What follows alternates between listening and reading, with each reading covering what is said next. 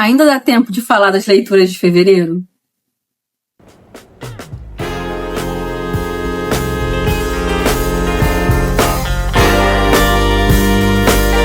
Olá, pessoal. Espero que todos estejam muito bem. Infelizmente, tive contratempos com a gravação do resumo final de fevereiro. Eu cheguei a gravar, mas eu tive um problema com a memória do meu celular e gravei do jeito errado, naquele formato que fica tudo muito rápido. Não deu para aproveitar, estava acontecendo muita coisa na semana. Eu falei, depois eu gravo, e esse depois nunca chegou. E agora são 12 de março e eu tô gravando agora meu resumo de leituras concluídas em fevereiro. Então eu vou dividir esse vídeo em algumas partes. A primeira parte, falando sobre as leituras concluídas em fevereiro.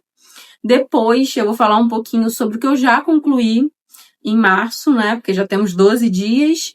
E no finalzinho eu vou falar sobre as leituras em andamento, que algumas coisas estão me acompanhando há vários meses, e depois sobre leituras que eu provavelmente vou iniciar agora em março, né? Não devo concluir, mas devo iniciar. Enfim, setorizei mais ou menos aqui o que vocês vão encontrar neste vídeo. Eu vou acabar comentando bastante sobre as leituras que eu fiz no Kindle também e no tablet. Eu comprei um tablet há um tempinho e a proposta, né, era tentar me desafiar a ler mais histórias gráficas. Algo que eu não tinha muito costume. Eu tinha lido Ataque ao Titã muitos anos atrás, no computador, né? A jovem Karine leu na época no computador, e Death Note também no computador. E fazia muito tempo que eu não voltava para histórias e quadrinhos e histórias gráficas. E tá sendo bem interessante acompanhar, né? Algumas sagas eu separei, algumas eu pretendo iniciar agora ainda esse ano, mas eu ainda não comecei, tá? Eu também fiz algumas organizações já pré-definidas para o que eu queria ler em 2026. Tem um vídeo aqui falando sobre isso, sobre 26 livros para 2026. Então, eu estou tentando cumprir. Alguns livros dessa lista já estão sendo lidos, alguns já foram concluídos, e alguns devem ser iniciados ainda em março para abril. Também coloquei algumas metas pessoais para as minhas leituras, porque, para quem não me conhece, né, sou uma leitora assídua há muitos anos. No momento que eu fui alfabetizada, ali com 5, 6 anos, eu nunca mais parei de ler. Me considero formalmente uma leitora ali a partir dos meus 11 anos de idade. E desde então eu nunca mais parei. E eu já tive várias fases, tá? Eu já li muita coisa que estava na moda, já li todas as distopias adolescentes que vocês possam imaginar. Li vários clássicos, tive minha fase que eu era apaixonada pelos poemas, pelos sonetos de Camões, já me apaixonei pelo teatro de Shakespeare, já me apaixonei pelos grandes épicos. Passei mais ou menos os últimos 4 anos lendo muitos clássicos, tanto nacionais quanto internacionais. Então foi uma longa caminhada como leitora. E hoje eu quero cumprir algumas métricas pessoais minhas, né? Coisas que funcionam para mim. E uma dessas métricas, como eu comentei, era ler novelas gráficas, era ler mais autoras e tentar equilibrar a leitura de clássicos e contemporâneos. Eu leio bastante anualmente, tá? Eu acho que já faz mais de 5 anos que eu leio uma média aí de 90 a 110 livros por ano. Normalmente eu não costumo comentar muito sobre números aqui, até porque o intuito de ler, curtir a literatura, estar imersa nos livros, não são os números são resultados de um hábito e de uma rotina que tem o hábito de leitura integrado ali como alicerce principal, vamos colocar assim. Então, os números eles vão surgir porque eu tô sempre lendo, né? Não tem como desassociar a Karine da Karine leitora. É a mesma coisa, é a mesma pessoa. E todo mundo que me conhece sabe do meu amor pelos livros, eu ganho livros de presente. Graças a Deus sou muito bem incentivada. Não era assim alguns anos atrás, mas já estou com 30, vou fazer 31 agora dia 2 de abril. Então, eu acho que as pessoas meio que perceberam, né, que os livros vieram para ficar e vão ficar pelo resto da vida. Faz mais ou menos uns 3 anos que eu comecei a trabalhar na minha biblioteca pessoal. Então, eu tenho 5 estantes aqui em casa, alguns livros pela casa mesmo, pelos cômodos, no meu quarto, na sala. Gosto demais. E eu queria deixar aqui meio que esse disclaimer para quem tá chegando agora no meu canal, não me conhece. Eu também faço vídeos de diário lá na outra plataforma de vídeos um pouco mais rápidos. Tenho também o Instagram. Vou deixar os links aqui embaixo. Vocês podem me seguir nas outras redes. Eu costumo ser mais presente no TikTok. No Instagram eu posto mais fotos, faço alguns stories de vez em quando. Mas realmente ficou mais realmente fotinhas bonitas, né? Vamos botar assim. Mas vamos começar, né? Eu separei aqui pra gente iniciar algumas métricas que eu sempre faço ao final de cada mês. Porque eu tenho planos para as minhas leituras de 2026. É uma coisa que funciona para mim. Se não funciona para você, tá tudo bem. Eu acho que faz parte. Como somos pessoas completamente diferentes e com nossas próprias individualidades, também somos leitores completamente diferentes com nossas próprias individualidades. Então, a forma como eu me organizo aqui pode talvez não fazer sentido para você, mas é isso, né? É isso que acontece. Quando a gente se esbarra assim no mundo mais amplo, que é a internet, nós normalmente vamos cair de paraquedas às vezes com pessoas que a gente não conhece, que são muito diferentes da gente, e tá tudo bem. Eu adoro consumir conteúdo de pessoas que são muito diferentes ou que leem coisas muito diferentes de mim, exatamente para me sair um pouco da bolha e às vezes quebrar um pouco, talvez, as minhas expectativas ou um pré-conceito que eu vou criando, né, que a gente tenta não ser, né? A gente tenta não criar ideias pré-concebidas, ainda mais dentro do meio literário, mas o ser humano é isso, né? Nós normalmente enxergamos o mundo através dos nossos olhos, dos nossos óculos, né? Que são formados pelas nossas próprias vivências e crenças, enfim. Então, começando com um resuminho de fevereiro, eu concluí 9, tá? Nem todos foram livros enormes, tá? Teve algumas peças de teatro. Para quem sabe, peça costuma ser 80 a 110 páginas. Então, foram 9. Ao todo, foi mais ou menos aí 3.665 páginas. Uma média de 340 páginas por leitura. O livro mais longo que eu concluí em fevereiro foi E o Vento Levou, que eu vou falar sobre ele daqui a pouco, que foi fenomenal. E também terminei uma peça, que é o Misantropo, Díscolo, depende, do Menandro, que ele tem uma média ali de 80 páginas. Li 3 autores e li também 6 autoras. Uma meta que eu tinha para 2026 era ler mais mulheres, né? Coisa que eu não tinha muito hábito. E, sinceramente, não é que a gente precisa o tempo todo nos condicionar em determinado caminho, mas todo mundo sabe dos dados atuais do mercado literário, não só no Brasil, mas no mundo, né? O mercado literário ele está sendo literalmente carregado pelo dinheiro feminino. Então, eu acho que seria muito desleal da minha parte não ler a literatura feminina. Ainda mais quando a gente pensa no Brasil, dentro da América Latina, criando, redescobrindo um novo movimento literário, que é o realismo maravilhoso, o gótico também, sul-americano, e a gente simplesmente não entrar nisso. Então, enfim, vocês vão ver, né? 2026 vai ser um ano de muitas mulheres aqui. Li 6 livros clássicos, 3 livros contemporâneos. Foi uma média boa, lembrando que eu não tenho dificuldade em ler livros contemporâneos. Então, assim, eu sempre vou pender um pouquinho pro lado dos clássicos, mas estou tentando, estou lutando bravamente para melhorar esses números aqui e tentar deixar eles ali 50-50. Gêneros que eu acabei pegando, assim, gêneros não, né? Classificações mais abrangentes que eu acabei pegando ali nessas leituras foram romance ficção, 5, teatro, 3, HQ e mangá, 1. Aí não li nada de não ficção, nem nada de contos. Faltou um pouquinho esse mês, mas assim, nem todo mês a gente vai conseguir cumprir as nossas métricas. E tá tudo bem. O importante é continuar seguindo. Terminei, finalizando, assim, fevereiro, visitando alguns países através da literatura. Aí eu consegui ir para Grécia com 3 livros, Inglaterra com 2, Estados Unidos com 2, Itália com 1 e Japão com 1. acho que foi um ótimo saldo de países visitados através dos livros em fevereiro. Mas enfim, né? Vamos conversar um pouquinho sobre os livros que eu concluí, né? Como eu tinha comentado com vocês, as partes, né? Eu terminei esse livrinho aqui, ó, A Casa da Floresta. Foi uma leitura muito interessante, por quê? Primeiro, né? A autora, a Marion, ela é péssima, a gente sabe disso, sabe de toda a problemática dela. Felizmente, todo o dinheiro que é arrecadado com a venda disso aqui vai para a filha dela e alimenta ONGs, ajuda vítimas do que a filha dela passou nas mãos da mãe. Mas, enfim, eu tinha lido o primeiro volume que tem aqui no Brasil, que une 4 histórias do ciclo das Brumas de Avalon. Me apaixonei, tá? Eu vou ser bem sincera.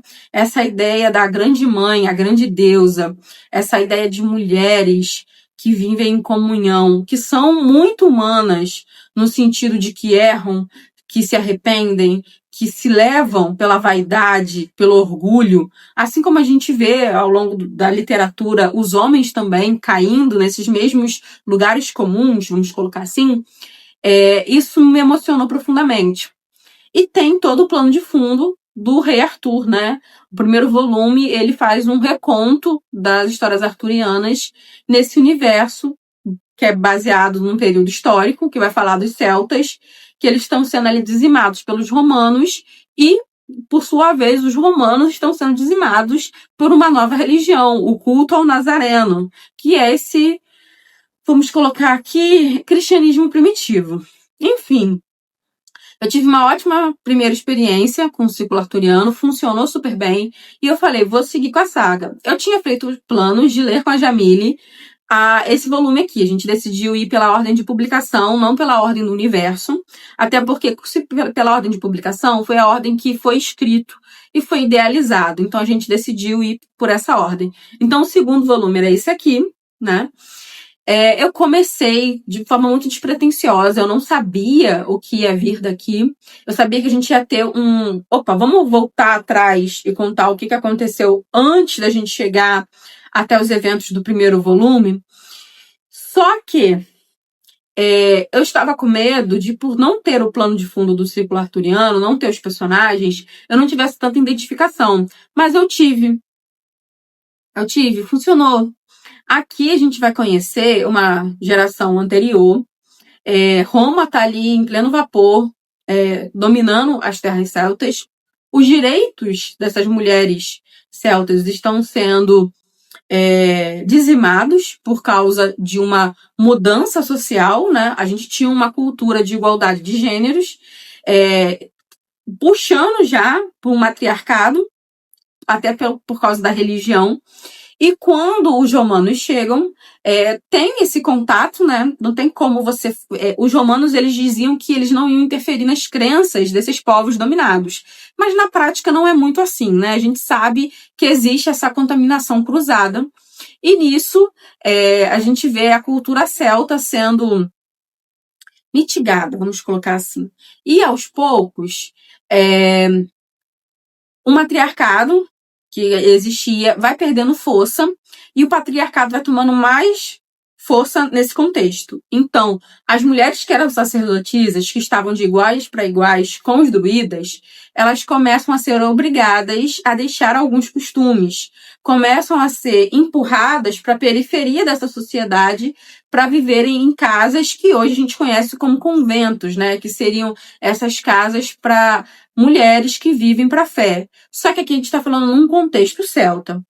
Nisso, a gente tinha mulheres que tinham liberdade sexual, múltiplos parceiros, autonomia sobre sua própria reprodução, e isso acaba virando um problema, se torna uma problemática nesse contexto de ter a influência de Roma, que vai meio que repugnar, né, algumas ideias de que a mulher poderia dominar o lar, a casa e ter posição ali mais elevada que os homens. Lembrando que existem muitos cultos em Roma, onde existem mulheres sacerdotisas, a gente tem uma liberdade maior sexual falando ali nesse contexto de Roma, tem isso existe, gente. Só que existem essas mudanças que vão acontecendo, então a gente vê essa geração. A gente vai ver um patrício romano, que ele tem sangue celta, por parte da mãe, e o pai é romano, e quer botar ele ali numa posição importante. Então ele tem que fazer um jogo político. E ele acaba sofrendo um acidente, isso aqui é só a sinopse, tá, gente? E ele cai num buraco, é salvo por uma família celta, e ali ele vai conhecer várias pessoas. Essas pessoas que até então ele acreditava que eram bárbaros. E, por sua vez, essa família salva ele sem saber que ele é romano. Porque se soubesse, provavelmente teriam... Porque eles já estavam vivendo conflitos nessa época. Então, é muito interessante ver como o olhar do estrangeiro dos dois pontos de vista. Ele vendo os celtas vendo ele, que é um romano. Só que como ele tem sangue materno celta, ele tem algumas características passáveis, vamos botar assim. Então, ele fica ali um tempo com essa família, se apaixona por uma menina, só que depois descobre tudo, né, que o pai dele é muito importante, que ele tá no exército, que ele faz parte dessas campanhas romanas. Isso não pega muito bem, a família não quer mais contato com ele, e essa moça que ele se apaixona, ela vai para uma dessas casas, né, uma das casas da deusa, para treinar para ser sacerdotisa da grande mãe. As coisas vão acontecer, tá, gente? As coisas vão acontecer. E acontecem no nível. Uma trama política. Assim, eu fiquei chocada. E me prendeu. Eu não esperava que me prendesse, mas me prendeu. Então, foi uma leitura fantástica. Foi um livro que realmente mexeu comigo. E tem muita coisa histórica, tá? Eles vão falar sobre várias batalhas que realmente aconteceram. Várias figuras, cercos políticos, manobras, cultos. Aqui o culto de Ísis aparece, tá? É um dos cultos mais antigos que a gente tem, datado, assim, da humanidade. É muito, muito, muito legal. E, inclusive, os celtas, né, eles sempre vão incorporar essa ideia de que todo culto, ele, de algum modo, personifica o culto da deusa, que o culto da deusa é muito mais antigo do que a gente imagina. Só que ele se permite ser incorporado em outras religiões para não morrer. Olha, que metáfora fantástica, tá? Esse livro aqui, eu curti demais, eu ainda prefiro o primeiro, mas esse aqui ficou muito legal, muito, muito, muito legal. Mas é isso, né? Vamos pro próximo. Eu peguei aqui no tablet, depois eu vou botar a fotinha aqui pra vocês. É uma graphic novel que foi Boa Noite Pum Pum. Eu comecei essa série. Aqui no Brasil, se eu não me engano, são 7 volumes. Eu peguei o segundo. É bem interessante, tá? Eu peguei um spoiler, não sendo spoiler. Eu sei que essa história é muito pesada. Tá? Já me avisaram que vai ser uma história muito pesada, que vai falar muito sobre transtornos psicológicos, e a gente vai ver como a negligência familiar, abandono e até abuso infantil deixam marcas, e realmente marcas que o indivíduo carrega pro resto da vida. Então, nesse segundo volume, a gente segue ali com o Pum Pum. Ele é um jovenzinho, pré-adolescente, tá descobrindo sexualidade, tá se apaixonando pela primeira vez, tá lidando com os dilemas familiares, que são pesadíssimos. Ele tá vivendo com o tio porque a mãe tentou desviver ele, o pai descobriu, agrediu a mãe, então a mãe tá no hospital e o pai preso. Então, assim, é uma situação familiar bem tensa. E ele vive com esse tio e as coisas vão acontecendo. E, assim, como é um mangá japonês, tem uns momentos meio inocentes, um humor meio tipo, o que tá acontecendo? E, assim, é realmente uma falha minha. Tem algumas coisas que eu não consigo comprar. Mas a história está caminhando num viés psicológico muito interessante, vamos colocar assim. Uma coisa que me chama bastante atenção é a escolha do autor. Ele é o artista, né, também que faz a gravura ali. E ele decidiu idealizar o Pum Pum como se ele fosse um passarinho. E toda a família do Pum Pum também são passarinhos. Enquanto que todo o resto é trabalhado de forma minuciosa. Não vai sair, gente. de forma mais detalhada. Agora saiu. Então, o que que acontece?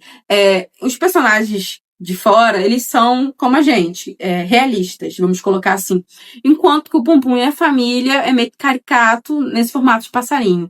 Então, eu tenho recorrentemente a sensação de que o Pum Pum, ele é o outside, ele é o estrangeiro, ele é o de fora, ele é o cara que não se conecta, ele não tá ali realmente inserido no que ele está vivendo. Ele sempre se sente despersonalizado.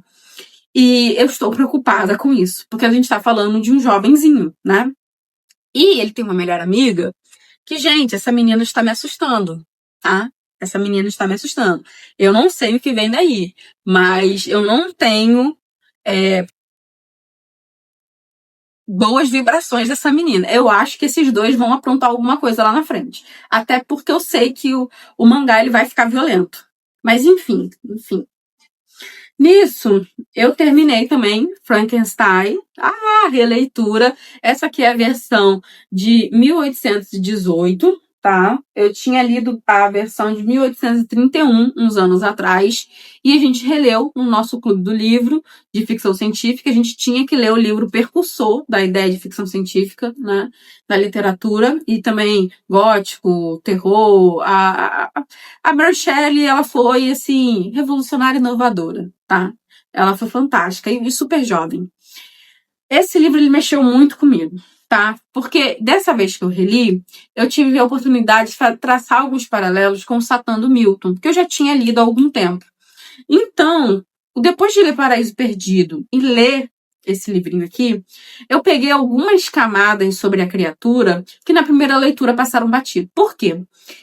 A ideia da criatura sofrer, temer, ser negligenciada, que sua violência é uma resposta à violência que ela sofreu, na primeira leitura me convenceu demais. Então eu terminei profundamente comovida com a criatura, sabendo que ela cometia erros, mas passando aquele paninho de leve. E hoje, relendo essa obra, com a bagagem que eu tenho agora, até a ideia dos arquétipos e representações demoníacas na literatura, e compreendendo também quais foram as bases literárias que influenciaram a obra da Mary Shelley, eu não consigo mais ser tão gentil com a criatura. Eu compreendo suas dores, compreendo os dilemas que ele passou, mas também compreendo que ele estava errado. Da mesma forma que Satã estava errado ao questionar Deus. Não dizendo e de forma alguma equiparando o Victor Frankenstein a Deus, tá? Porque o Victor Frankenstein, na verdade, ele vai... Qual foi uma palavra? Eu cheguei a usar uma palavra numa das discussões que a gente teve. Ele vai perverter o sagrado da criação. Então, a grosso modo, sendo muito simplista, as pessoas que foram efeitos colaterais disso tudo não mereciam. Mas o Vitor merecia pagar pela ofensa que ele cometeu contra a natureza, porque o que ele faz é uma ofensa contra a natureza. E aí fala muito sobre a ideia da índole da criatura e também sobre a índole dessa criação que já nasceu pervertida, já nasceu horrenda. Ele mesmo fala, né? A criatura mesmo fala que ele não tem alma, que ele está só, que ele é um monstro. E, gente, é muito comovente. Tem alguns monólogos aqui que é de cair uma lágrima de tristeza. O Vitor, ele não me convence, ele é chato pra caramba, tá? Em vários momentos ele é egoísta ao ponto de, tipo assim, o mundo tá desabando, mas e a minha dor? Dane-se a sua dor, pense na dor do próximo, mas a dor dele sempre fala mais alto. Então eu nunca vou conseguir gostar do Vitor. Anteriormente eu gostei muito da criatura, hoje eu já fico meio dividida com a criatura, mas o que importa é que o livro ele traz um debate enorme, é um livro fantástico, tanto o criador quanto a criatura são criações da Mary Shelley muito complexas, que realmente mexem com a gente e que nos comovem, que nos trazem raiva, que nos fazem refletir, pensar, né, sobre as nossas responsabilidades. Principalmente, acredito que quem aqui na Terra já é pai, já é mãe, e compreender que tudo que você faz, tudo que você transmite de herança para as próximas gerações é muito importante. Nós temos um papel muito importante para direcionar, né, as novas gerações. Coloque aí Vitor como um pai, uma mãe, e a criatura como um filho negligenciado, abusado. A gente tem casos aí no jornal, né, de jovens criminosos que os pais tentam de alguma forma amenizar os crimes desses jovens. Não faça isso, né? Não faça isso.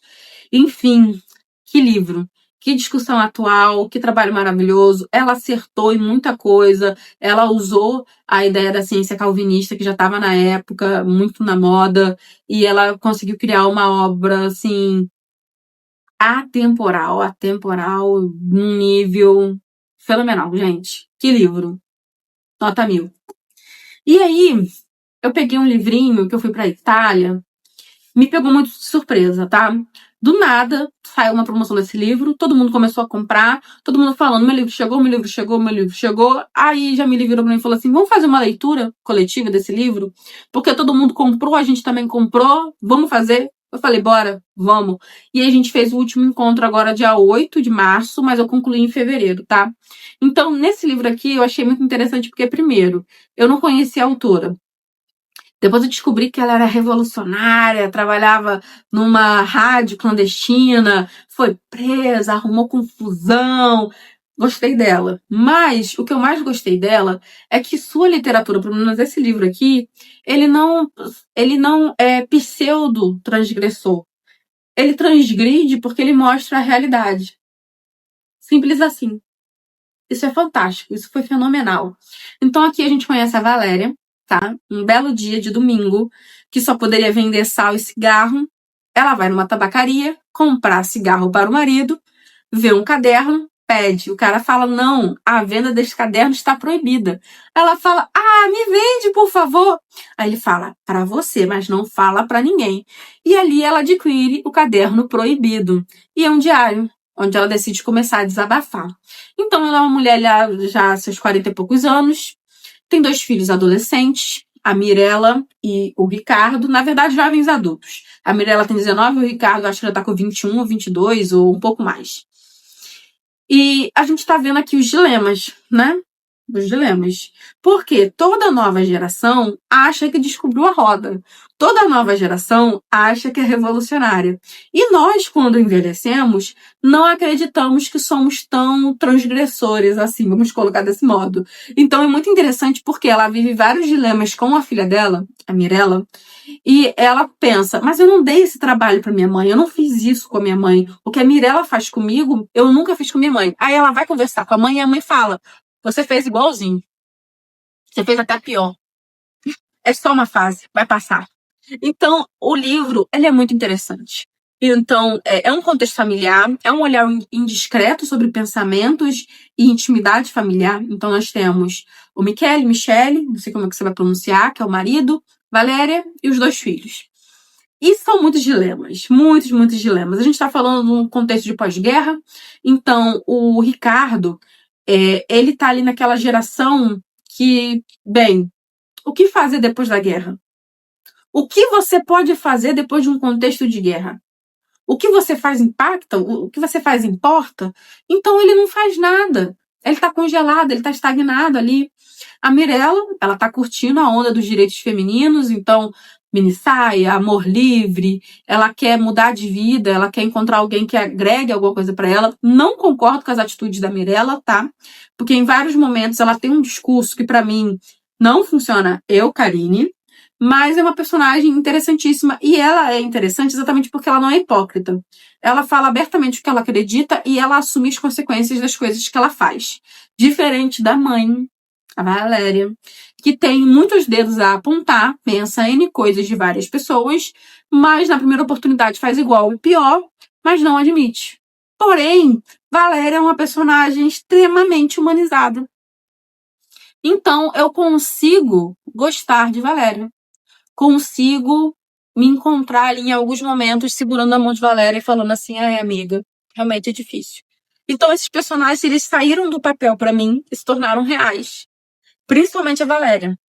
E o início desse diário é fantástico. Ela fala sobre identidade, sobre autopertencimento, sobre como você se anula, você se apaga e não percebe. Você só percebe anos depois. E às vezes nem percebe. Não é todos que vão ter esse pico de consciência, né? Enfim, maravilhoso, maravilhoso.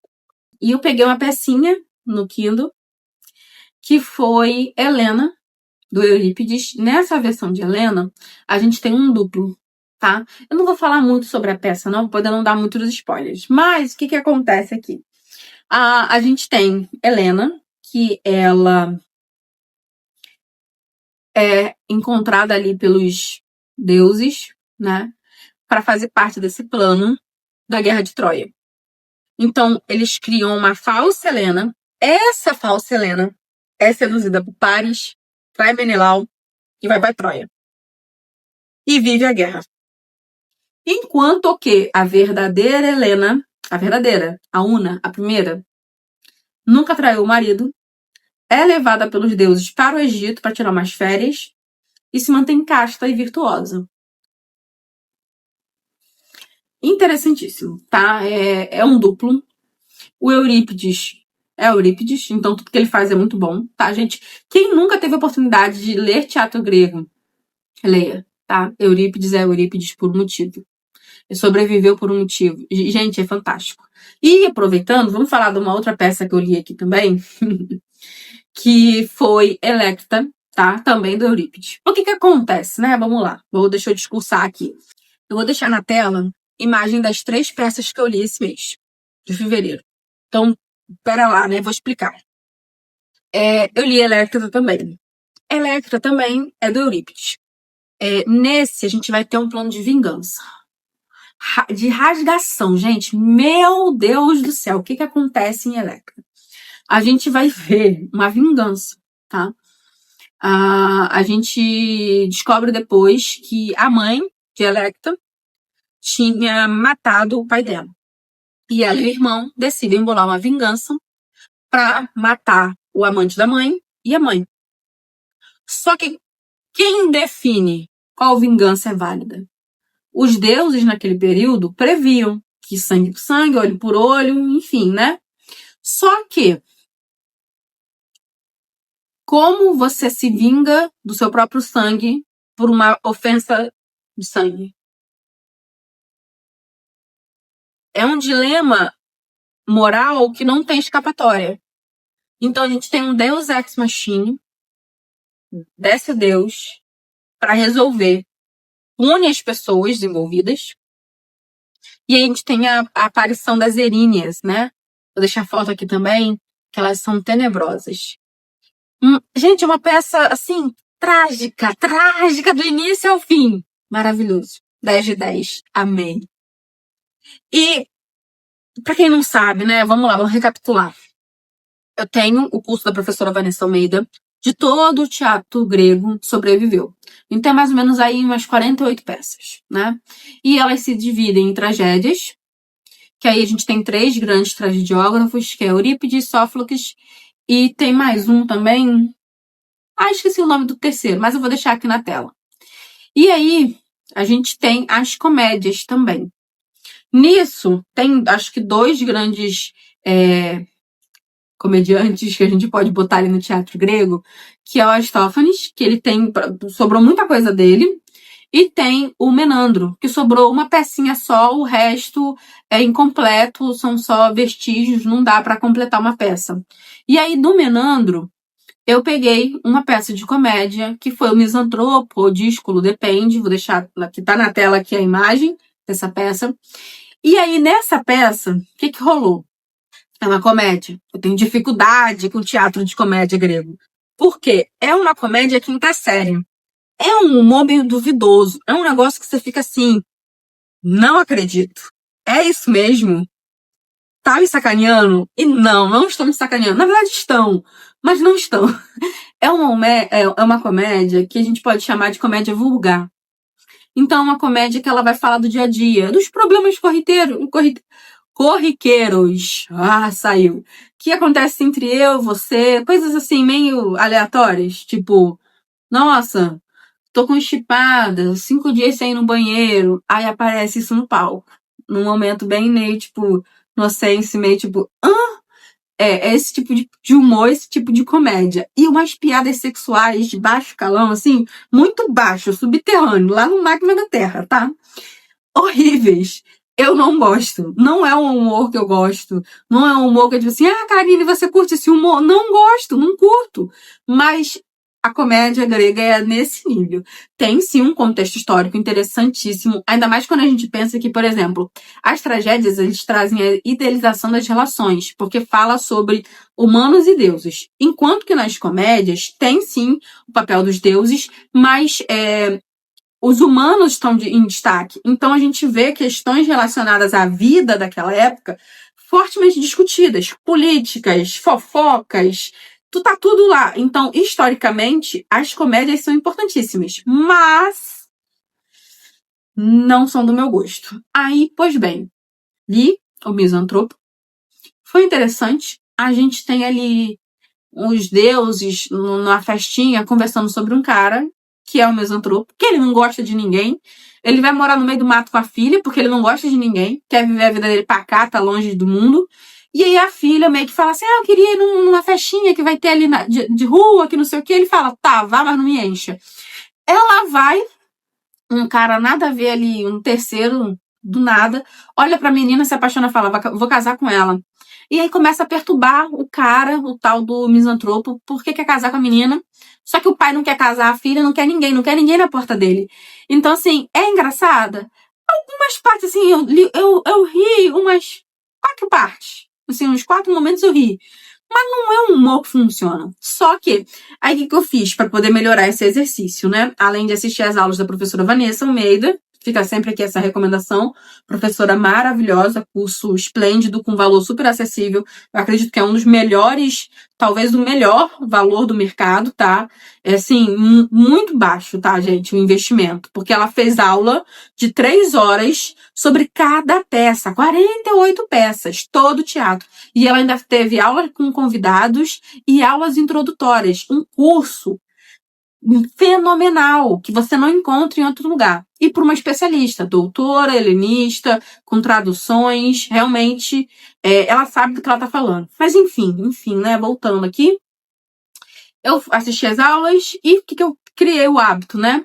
Sempre que possível, caçar uma representação dessa peça, uma apresentação da peça, né? Aí cacei lá, o Misantropo, assisti. Então melhorou muito, né? Mas ficou menos pior, vamos botar assim. E foi isso, aí eu acabei... Ai, minha Alexa fazendo barulho, desculpa, gente. Aí eu acabei lendo essas 3 peças gregas, Electra, Helena e Díscolo, Misantropo. E eu tô nessa peleja, né? Pra quem não sabe, eu basicamente terminei todas as tragédias gregas, já li tudo. Vou botar uma musiquinha aqui de vitória, porque isso aqui é um grande marco. Só que o que acontece? Todas as comédias ficaram. Aí vocês vão me ver passando raiva com as comédias 2026 todinho. É isso. Vocês vão ter que aguentar comigo. Vai dar certo, vai dar certo. E aí, finalizei também Lady Susan. Nessa edição aqui tem mais histórias, tá? Mas eu só li Lady Susan. Tem várias histórias de Juvenila, da Jane Austen. E aí, o que acontece com Lady Susan? Essa edição deve ter umas 90 e poucas páginas, não chega a 100 páginas. É um romance epistolar, então nós vamos ter trocas de cartas. Lady Susan, a cunhada dela e uma amiga. Gente, eu vivi para ter a oportunidade de ler Jane Austen escrevendo uma protagonista que não é boa. E eu não tô falando, não é boa tipo Emma, que erra tentando acertar. Que é nariz em pé, mas tem bom coração. Não. A mulher passa a perna na filha. Então a gente... O que a gente descobre quando começa a ler essas cartas, né? Novamente, introdução, não vou dar muitos detalhes. Lady Susan é viúva. Ela estava vivendo na sociedade com a filha. Em determinado momento, quando a filha se torna adolescente, ela manda a filha para o internato, falando que a filha é problemática, invejosa, falsa, e um monte de coisa. E ela vive com o dinheiro do cunhado. Afinal, ela é viúva, né? Então, as mulheres naquela época, elas sempre ficavam codependentes de algum homem. Como ela casou, ela é uma despesa, ela é dependente da família do marido. Então, o irmão dele, que por consequência ganha o título depois da morte do irmão, cuida da cunhada. Só que ela tem sua própria casa, vive longe, etc. E nas cartas iniciais, a gente entende que aconteceu alguma coisa com a Lady Susan. Alguma coisa ali aconteceu que a gente não sabe ao certo, a gente vai descobrir depois. E é babado. Que ela precisa ir passar um tempo ali com a família do cunhado. Então ela vai para casa do cunhado, viver com a cunhado, cunhado ali, os filhos do casal. E em um determinado momento, a família dele quer que ela traga a sobrinha, né? A filha dela, que tá vivendo no internato. E ela fala mal da menina pra todo mundo, sobre N coisas. E aí, só que, assim, a cada carta, a gente tem um viés, né? O narrador, ele vai contar o que tá acontecendo de acordo com sua própria visão dos fatos, sua própria visão limitada, com suas crenças limitantes e o seu viés de confirmação. Só que aí a gente vai pegando alguns detalhes de que, assim, Lady Susan talvez não seja tão legal assim. Lady Susan talvez não seja tão boazinha assim. Talvez, só talvez, sua filha não seja tudo isso que ela fala que é. Eu fiquei chocadíssima. E o jeito que termina, eu li a última carta e falei assim, não creio. Gente, uma personagem totalmente diferente de todos os personagens que eu conhecia da Jane Austen até o momento. Eu não imaginava que a Jane seria capaz, nessa altura do campeonato, me trazer essa surpresa. Me animei para ler mais. Então eu devo pegar esse volume aqui e ler algumas histórias inacabadas ou trechos, tipo os Watson, que tem série também, enfim. Aí, esse ano eu devo voltar nessa edição aqui. Gostei demais. E agora vamos falar sobre o último e não menos importante, livro concluído de fevereiro, que é simplesmente E o Vento Levou. Meu Deus, meu Deus. Gente, este livro, O que dizer de O Vento Levou? É um monumento. De fato, é um grande romance. É uma saga, um romance de formação. Scarlett O'Hara é tudo e mais um pouco que sempre falaram dela. E eu tenho uma relação de amor e ódio com esta mulher. Caramba. Primeiro, né? A gente tem um plano de fundo super interessante. Passei muita raiva com vários momentos racistas, né? Do livro. Tem, gente, tem. Fiquei, assim, meio impactada com a forma como ela trabalhou a ideia de que não existe gente boa. Existem interesses econômicos e políticos. E que a causa abolicionista foi de brinde no meio de tudo isso. Eu já imaginava, né? Mas a forma como ela trata aqui, eu falei assim... Ela faz uma leve romantização lá daquela galera que gosta de usar chapéu, que eu não posso falar o nome, os kkkkkkk. Ela faz. Mas Scarlett O'Hara, eu passei 80% do tempo com vontade de dar uns 2 tapas, 10% admirada, boba, tipo... E outros 10 me perguntando assim, mas por quê? Por quê? Por quê? Vamos amadurecer? Então, assim, eu passei o livro todo discutindo com essa mulher. Então, olha, a gente tem um romance de formação aqui. A Scarlett, ela é apresentada jovenzinha. Ela é uma beldade, né? O diamante da temporada, parafraseando os Bridgertons. Então, ela vive ali naquela cidadezinha, com várias famílias rurais. Ela é considerada uma menina muito bonita, não apenas pela aparência dela, mas pela personalidade. Ela é pra frente, ela fala, ela instiga, ela gosta muito de flertar, então ela tá ali com 15, 16 anos. Então, a gente descobre que ela é meio que apaixonadinha por um vizinho. Só que esse cara, um insosso. Um insosso. Não tem esse meme aí do Songamonga? É um Songomongo. Gente, um insosso, tá? Ele é um pseudo-intelectualzinho que não faz nada da vida. Tem medo de viver, né? Enfim. E aí, as coisas vão acontecendo. Ela casa, a guerra se rompe, ela quer ganhar dinheiro, ela apronta, ela desapronta, ela casa de novo, ela rouba o marido da irmã, ela salva todo mundo. Ela salva todo mundo! Ela salva todo mundo! Ela ajuda todo mundo! Ela tá nem aí pro orgulho dela às vezes. Ela faz coisas que achava que nunca ia fazer. Ela passa por violências. Ela sobrevive a tanta coisa.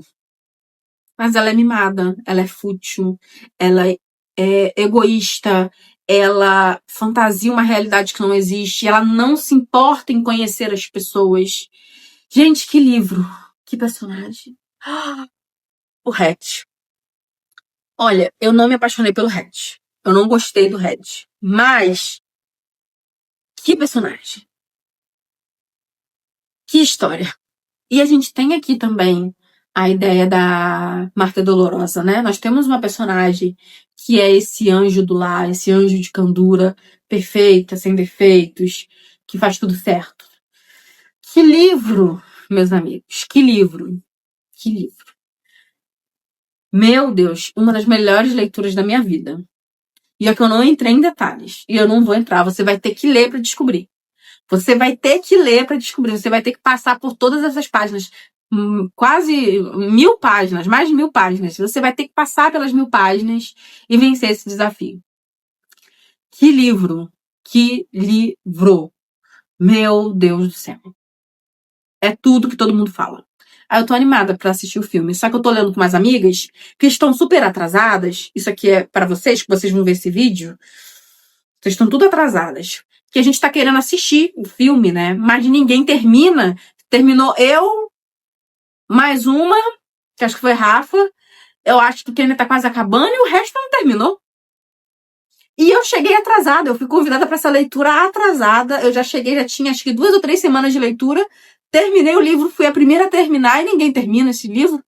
Bora, gente, eu quero assistir esse filme. Enfim, que livro maravilhoso. E, gente, essa edição é belíssima, tá? Eu li no Kindle, quando tava quase acabando, minha edição finalmente chegou. Essa edição é aquela letrinha assim, meio de Bíblia, mas dá pra ler. Eu sou meio cega, mas é confortável. Me lembrou aquela letra da edição de O Tempo e o Vento, do Érico Veríssimo. É mais ou menos o mesmo tamanho. Enfim, que livro, que livro. Aí agora, vamos recapitular rapidamente o que eu concluí agora em março, comentar sobre o que eu estou lendo, só vou realmente passar pelos livros para poder não ficar enorme. E no vídeo final de março, aí eu faço o que eu fiz com esses livros aqui, tá? Então, eu concluí já agora em março Mil e Uma Noites, o volume 5, uma grata surpresa, me diverti a grosso modo, vamos botar assim, lendo toda essa saga, porque a experiência foi muito boa fazer isso em conjunto, na área de membros da Jamile, mas ler mesmo me saturou. A forma como a gente decidiu fazer essa leitura, que foi um atrás do outro, todos os livros, não deu certo. Saturou demais, tem muita violência, violência contra a mulher, violência sexual. Então, teve um momento que eu falei assim, ai, para que eu quero tecer. Então, quando eu terminei o 5º volume, só falei assim, ufa.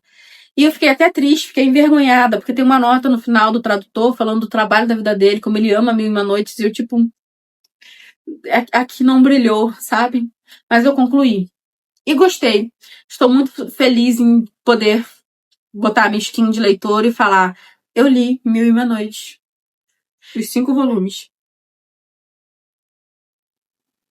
Nisso, eu acho que eu tive uma das melhores leituras assim da minha vida, que foi a leitura de Irmãos K. Eu li Irmãos Karamazov e, sinceramente, eu me apaixonei, tá?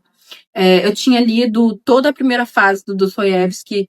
Eu sei que eu tô falando errado, tá? Que é da Dostoiévski, mas eu vou falar Dostoiévski, porque é o abrasileirado, tá tudo certo, tá bom? É isso, gente. Então, o Dostoiévski, bem brasileiro mesmo. ah, eu já tinha lido a primeira fase dele, porque eu tenho aquele box da 34 com toda a obra. Então, eu tenho tudo do Dostoi aqui. Eu li a primeira fase em ordem cronológica, fez muito sentido, foi legal, mas tem muita experimentação. Eu sentia que estava faltando um pouco mais de estrutura, tá? Porque ele ainda brincava muito no texto e às vezes eu não conseguia captar as ideias mais robustas, né? Da filosofia do Dostoi. E aí eu peguei, decidi que em 2026 eu vou ler 2 livros da segunda fase dele, que eram Os Irmãos K e Crime e Castigo é uma releitura, só que eu não conto porque eu li super jovem, gente, eu devia ter uns 16, 17 anos. Eu não aproveitei nada daquela leitura, eu lembro, assim, de forma muito geral da obra, e eu queria reler agora na maturidade, então, tecnicamente, eu tô lendo pela primeira vez, né? O novo eu, a nova Karine vai ler pela primeira vez.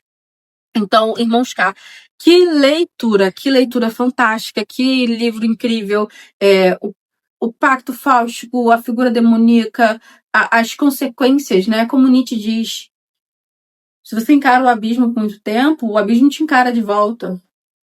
E as consequências disso são muito sérias.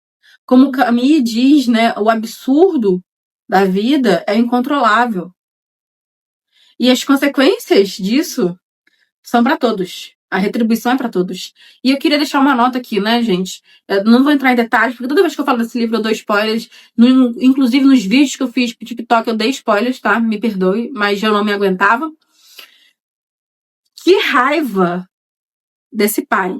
E eu fiquei rindo porque o Dostoi, né, Fyodor, né, ele bota o nome do pai do Karamazov de Fyodor. Cara, que pai horrível. Que horrível, horrível, horrível. O final me pegou muito de surpresa, porque ele faz alusão a coisas que aconteceram com ele, né? Mas o Alyosha, ele é um personagem interessantíssimo, que traz o humano, né? Que tenta racionalizar, mas ao mesmo tempo divinizar sua própria existência para buscar sentido, propósito. Porque a gente vê que a lógica pura, como o Ivan, não traz propósito. A lógica pura deixa a gente doido. Então a gente tem que acreditar em algo divino para poder equiparar a lógica. Sejam lúcidos, mas creiam no divino, creiam no esotérico, no que vocês quiserem crer, porque a lógica pela lógica vai deixar a gente doido. A gente vai acabar fazendo aquele caminho lá que o Camus fala no método de Sísifo, né? Enfim, que livro. E aí, eu terminei também os diários da Sylvia Plath. Ai, gente, eu fiquei com dó, tá? Tem vários momentos aqui brilhantes, várias coisas que ela vai falar de si, do mundo, a forma como ela racionaliza a sua experiência, que não parecia que eu estava lendo um material de, sei lá, 70 anos atrás. Não parecia. Não parecia. Parecia que ela estava falando das minhas dores hoje, 2026. E eu fiquei muito comovida, porque a gente finaliza esse diário com uma nota normal. Então, o que acontece nesse último ano para essa mulher fazer o que fez?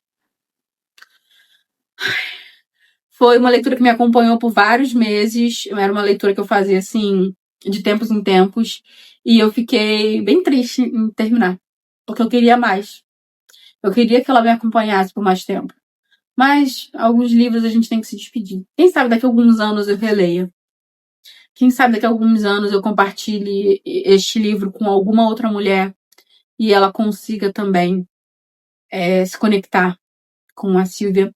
Só espero que algumas violências que a Sylvia retrata aqui não continuem, né? Daqui, sei lá, 20, 30 anos, a próxima mulher que lê esse livro não encontre tanta convergência nas violências que a Sylvia sofreu na década de 50, 60. Queria muito. Esse é o meu desejo para hoje. E aí, só recapitulando as leituras que eu estou fazendo, coisas que estão em andamento, né? Eu tô lendo Fundação no Clube, volume 1, tô amando, que livro. A lógica do Isaac Asimov é fantástica. Eu tô adorando a ideia da pseudo-história e como ele consegue prever as coisas, né? E como tudo isso está caminhando para um controle, realmente. A ciência se torna um tipo de religião. Eu acho que desses americanos lá do Autor Cancelado também trabalha essa ideia da ciência como religião. Tô relendo Odisseia, tá? Eu tô relendo, inclusive, no projeto, num dos cursos da professora Vanessa também. Então, tá finalizando agora a Ilíada e, tecnicamente, a gente vai começar a Odisseia. Mas eu já tinha começado e tô mais ou menos aí nos primeiros cantos. Lembrando que eu vou deixar as porcentagens aqui em cima, né? Eu tô lendo Fausto, do Goethe, Fausto 1 e 2. Não tem interesse em ler Fausto 0, tá? A gente não sabe nem se é da autoria dele. Enfim, a pessoa idealizou, fez a obra e publicou. Vamos ler isso aqui? Aí eu tô lendo Fausto 1 e Fausto 2, já li Fausto 1. Gente, o que acontece com Margarida? Meu Deus do céu! Que arco, que tristeza! E aí tô em Fausto 2, né? O Grande Mundo. Fausto, meu amigo. Mas aqui eu ainda acho melhor, porque eu tô fazendo um caminhar dessa história na literatura, né? Então eu peguei a história original, peguei a adaptação do Thomas Malory, e as duas não me convenciam. Tipo, o Fausto vender a alma para poder ter luxúria, dinheiro. Isso é o básico, né, gente? Qualquer um tá vendendo a alma por isso. Um cara tão inteligente, tão estudado, que se achava superior à maioria dos seres humanos, faria esse acordo? Eu gostaria de acreditar que não. Só que aí aqui em Fausto, ele aumenta o jogo. Ele joga essa proposta da ideia de que o Fausto ele realmente vendeu a alma por algo virada de chave. Só que só em Fausto 2, tá? E ó, que loucura. Você precisa ter uma base de alguma coisa do contexto ali de greco-romano. Porque, gente, o homem vai longe. O homem vai longe. Com certeza o Goethe estava assim, eu quero provar pro mundo que eu era brabo. E ele conseguiu. Caramba! Muitas referências. E aí, tô lendo um livrinho de não ficção, que é a História Concisa do Mundo. Tô gostando, não tô gostando, tá? A autora, ela faz uns comentários ali meio nada a ver. A ordem que ela decide contar a história do mundo não me agradou muito no início, mas eu tô no capítulo 3, tá melhorando, ela tá ficando mais linear ali. E, assim, é realmente um resumo do resumo. E então, enquanto eu tô lendo isso aqui, de vez em quando eu pego esse livro aqui, não sei se vocês vão conseguir ver. É a História do Mundo Mapa a Mapa, uma edição importada, né? Eu não vou pegar porque ela é muito pesada. E aí ela tem várias figuras, imagens e textos. Aí eu faço um paralelo isso aqui e vejo as notas desse livro aqui. Aí a coisa tá fluindo bem. Tô gostando. Algumas coisas eu já sabia, percebi que as minhas bases históricas sobre pré-civilizações não estava tão ruim quanto eu imaginava. Só que aí a gente vai entrar ali naquele meio de 1600 em diante, 1800 em diante, que aí eu tenho uma falhazinha, né? Ali tem uma lacuna. Aí vamos ver o que vai sair daí. Tô lendo Heptalogia, do Jon Fosse. É o meu segundo contato com o autor. Gente, eu fui doida. Eu li Brancura e logo peguei esse daqui. Tem hora que eu acho que eu tô maluca. Eu li basicamente o livro todo no Kindle. Meu livro chegou atrasado, foi extraviado pelo correio. Mas chegou. Aí eu descobri isso aqui, ó. Olha como que o livro é. Vocês estão percebendo? Não tem parágrafo, não tem ponto, não tem vírgula. Não tem aspa, não tem travessão, não tem nada pro diálogo. O diálogo vai lendo que você vai sentir o que é diálogo. Aí, assim, esse livro nem tá marcado, porque, bem, coitadinho, chegou já no final, tá faltando, sei lá, acho que umas 100 páginas para terminar. É a obra monumental do Fosse. É um livro que me pegou muito de surpresa, porque ele estava passando pelo processo de conversão dele ao catolicismo, quando ele começou a trabalhar nessa obra. Então, o exercício de fé é constante, constante. O terço, a arquitetura, os santos, o ato de rezar.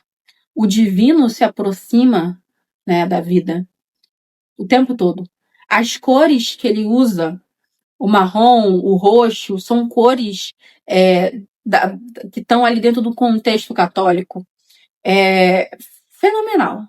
Só que esta obra tem a marca dele, o silêncio, a repetição, o transe, né? E ele vai suspendendo a história até o último instante. Então, algumas respostas eu ainda não tive. Eu não sei, gente. Eu preciso de respostas. Eu acho que eu só vou ter quando terminar. E talvez nem quando terminar eu tenha, né? Pode ser uma possibilidade. E aí? Ah, tá bom. Tô lendo Graça Infinita, do David Wallace. Ai, gente, que livro de doido. Que livro de doido! É um dos maiores romances, né, americanos, todo mundo fala, mas é um livro de doido. O tradutor é muito bom, olha, ele tirou leite de pedra. Tem umas coisas aqui que eu fiquei assim, meu Deus. Como assim? Mas é um livro estranho, difícil, tá? O que me mais pegou aqui é a forma como ele retrata o brilhantismo e a mediocridade, como duas faces da mesma moeda. Ele vai falar de jovens brilhantes, com capacidades incríveis, de criar jogos, de discursar sobre temas complexos, de terem uma visão de vida quase completa. Mas, ao mesmo tempo, esses mesmos jovens são drogados, dependentes, vivem relações abusivas, são condicionados a buscarem algum tipo de conexão falha, distorcida, feia. E isso, cara, isso abriu minha mente. Fantástico. Só que é uma loucura. É uma salada, assim, que eu fico, meu Deus. E muito violento.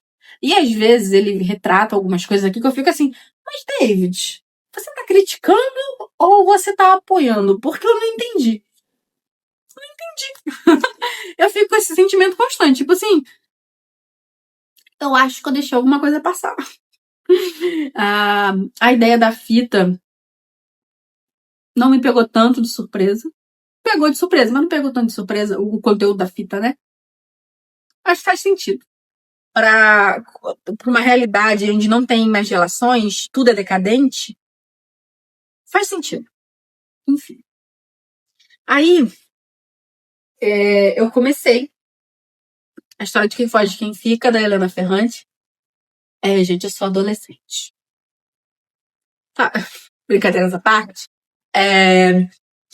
Cara, o que dizer dessa história? Eu odeio as personagens. Que raiva! Que raiva dessa narradora. O que ela vive de obsessão com esse homem. Ai, amiga, se liberta, sabe? Se liberta. E se ela fosse um pouco mais sincera consigo mesma, talvez ela fosse mais feliz. Só que ela é falsa consigo mesma. Então ela nunca vai ser feliz, gente.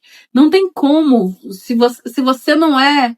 Se você não joga limpo consigo mesmo, você pode conquistar o mundo. Você não vai ser feliz. É isso.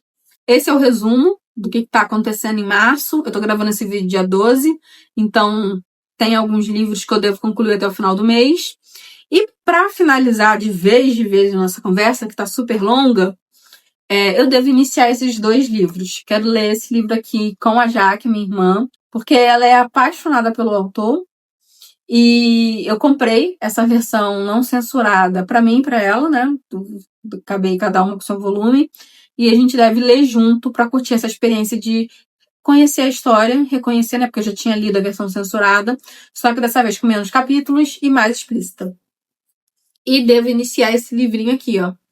Tá? 2001, Odisseia no Espaço.